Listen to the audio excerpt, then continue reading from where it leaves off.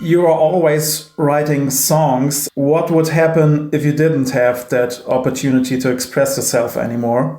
I'd probably be in jail. Oh, okay. I don't know. I'd probably be doing something that isn't healthy, maybe. I don't know. Even though I've done a lot of things in my life, maybe that haven't been healthy, even with the songwriting. But I don't know. I mean, I don't. I can't imagine my life because I started collecting records when I was like 3, 4, 5 years old. So music for me has always been there. It's always been important to me. Then as I got older, around 11, 12 years old, I finally got an instrument and I started writing songs. At that age, art has always been in my house. My dad is an artist. My mother is an artist. Mm-hmm. So I've always watched people do art. And so I always in my head thought, well, this is what people do. Yeah. I didn't think that there was anything different. I thought this is what people do because that's what I saw my parents do. And then at some point, I got to be like 15 years old and something like that. And I was kind of like, wait a second, this isn't what everybody does. This is kind of different. And I write these songs, and I used to write songs and I used to sing them to my friends. And I used to get a reaction out of them. Sometimes they would, get emotional when they heard my song, or they would really, I would get I would just get a reaction. And so for me, I was like, this is something that I have, that I don't know, a talent or whatever it is that I have, that I can touch people with these songs, just like if a painter was a painter and he touched you with a painting. So through my musician life, I never really focused on being like the greatest guitar player or trying to perfect my instrument. For me, it was always about writing songs. Yeah. And arranging and composing songs. I wasn't trying to, do a bunch of guitar scales and play exactly what Randy, even though I love Randy Rhoads, but I wasn't trying to copy everything. I liked the song, and I was trying to write my own songs, whether it was metal or different kinds of songs, not even just metal or rock, just, different vibes, different feelings. Yeah. So I can't imagine my life if I didn't have this, because it's just always been there. Yeah. So that's why I'm like, maybe I can't imagine myself being anything else, to be honest with you. And I'm very, very fortunate that somewhere down the line, people recognized the band that I was in and me in that band. And I'm very fortunate to be able to live my life without, I guess, having to worry about that. What I have, I don't need to worry about that because I do have it. I don't have to go and I've never had. I got to be honest with you. I've never had a real job because I was on tour with System by the time I was 21, 22 years old. So it all happened to me very young. Yeah, and then there's the first line in Your Lives Burn.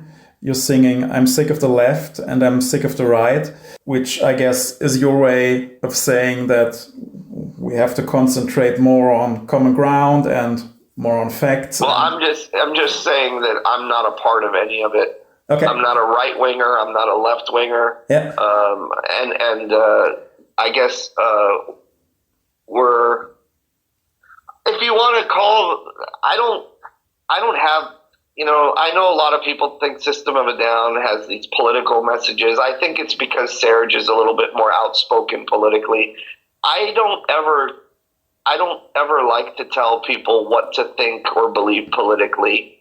I don't really have a hard stance on what side I'm on. I have some beliefs that the right believes in. I have some beliefs that the left believes in. I'm not on a team.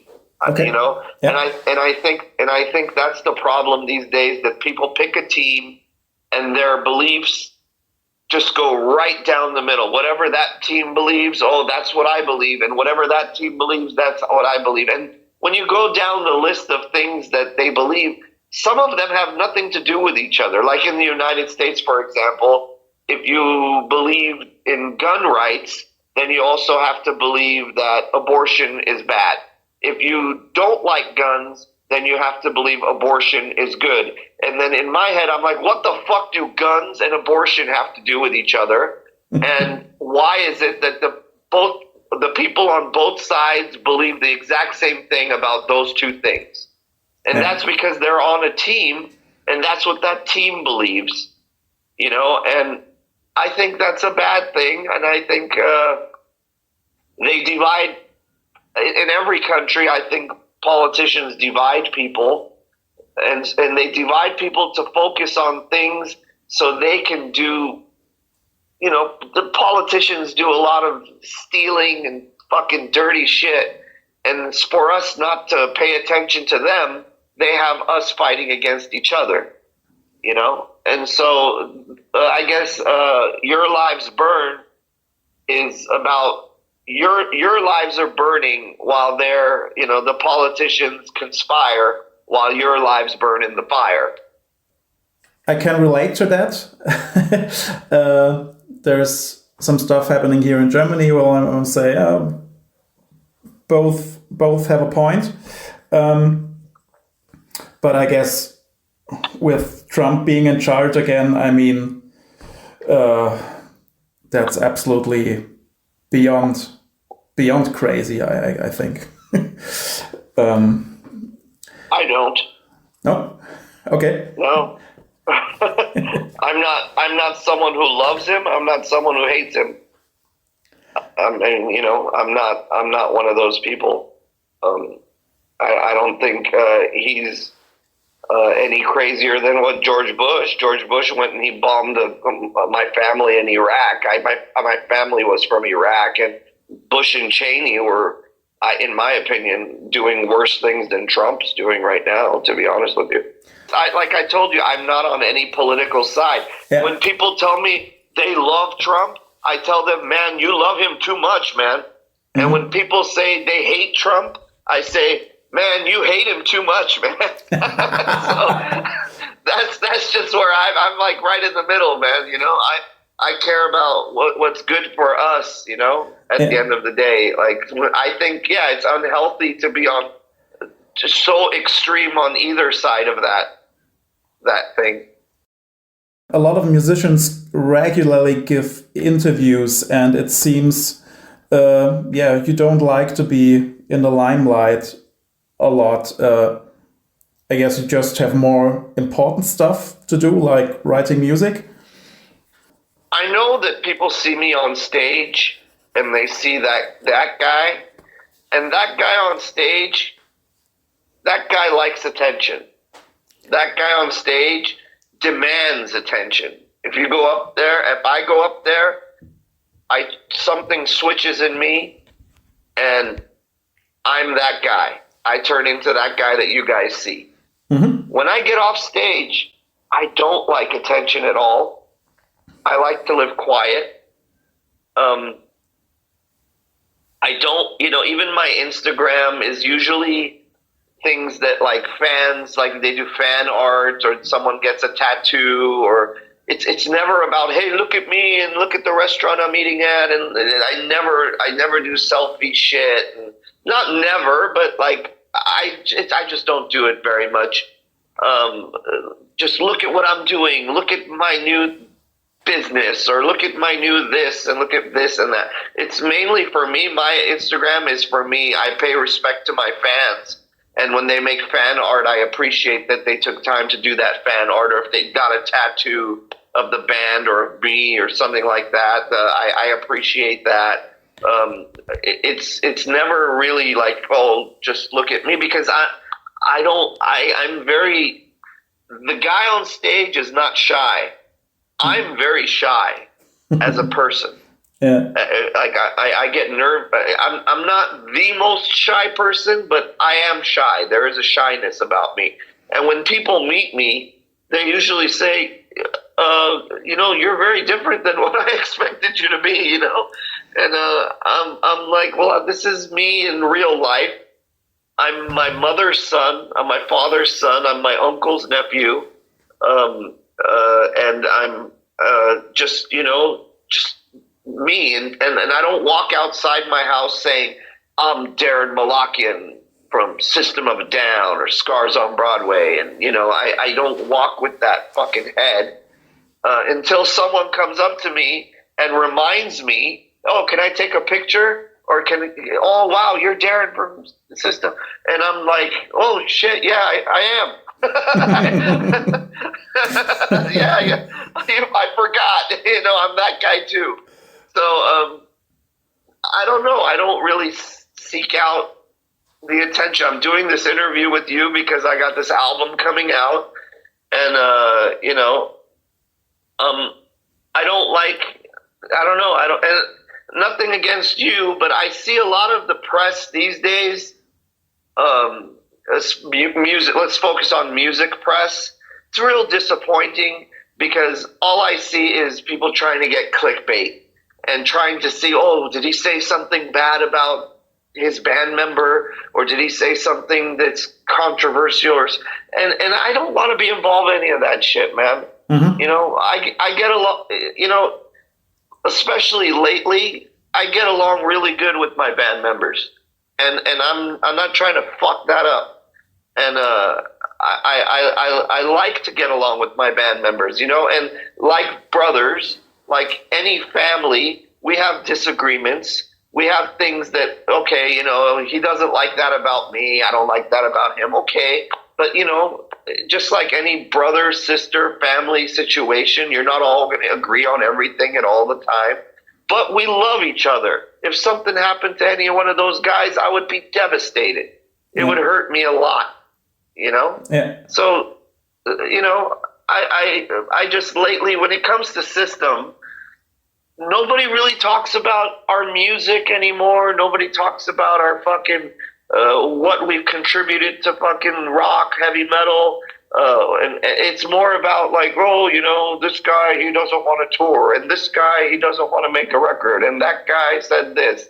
And I don't want to be involved in it, man. Yeah, well, I guess people ask those things because the music of System of a Down is just so great, and they love that so much, and they would like some more music by System of a Down, and so they try.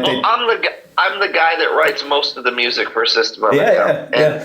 And let's not get caught up on name brands. Yeah. And Lonely Day might as well could have been on the Scars record. There is stuff on the first Scars record that could have very well been on Mesmerize and Hypnotize. So, okay, if Lonely Day was a Scars on Broadway song, what the fuck is the difference? No, there's no difference, no. I mean, you know what I mean? So, as a writer, for me, it's a little frustrating because I was like, for example, Protect the Land. Yeah. Protect the Land was... now, I'm not talking about the musicianship because the musicianship obviously changes. John will be playing drums in System of a Down, and Roman, my drummer in Scars, would have been playing it in Scars. So the musicianship, yes, that changes. But the song itself, Protect the Land, I had written and was supposed to be on Addicted to the Violence album. Okay, yeah. Yeah, and Genocidal Humanoids would have also probably ended up on a Scars on Broadway album because nobody from the outside in any way wrote those songs. I wrote those songs the way they are, the way you hear them, the arrangement, everything. I wrote them the way they are. Now, for me, it's kind of like, so if Protect the Land became a Scars song, it goes under a different name brand. So now what are we doing? We're selling Coca-Cola and 7-Up, you know? Yeah. And so for me, I'm just like, I get a little frustrated that, you know, the name brand becomes such a big deal to where I take my songs. And it's like, if I take my songs to System of a Down, my children end up going to Harvard. But if I take my song to Scars on Broadway, yeah, Scars on Broadway isn't as big of a brand. So I guess that song is going to community college. I mean, you know, I don't. It's a little weird for me because in my head, I'm like, I wrote the song the exact same way. It's just a matter of what brand it's being put under. If we would take that train of thought a little further, one pretty heavy thing to do would be laying the complete focus on Scars on Broadway and, you know, leaving System behind. System plays live. I know. Yeah.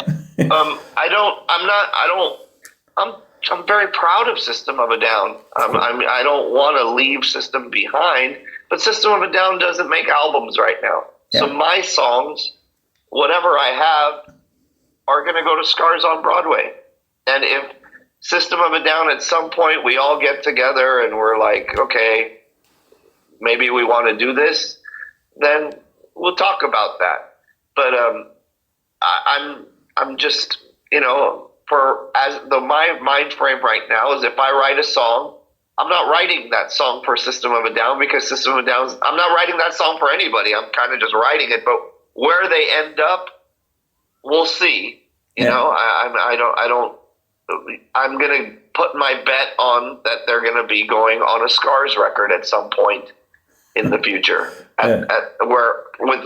Judging where I'm at right now with both bands, you know. Yeah. But at the same time, you know, we just had rehearsals with System, and I enjoy, you know, I'm very proud of those albums. I'm very proud when I get on stage with those three guys.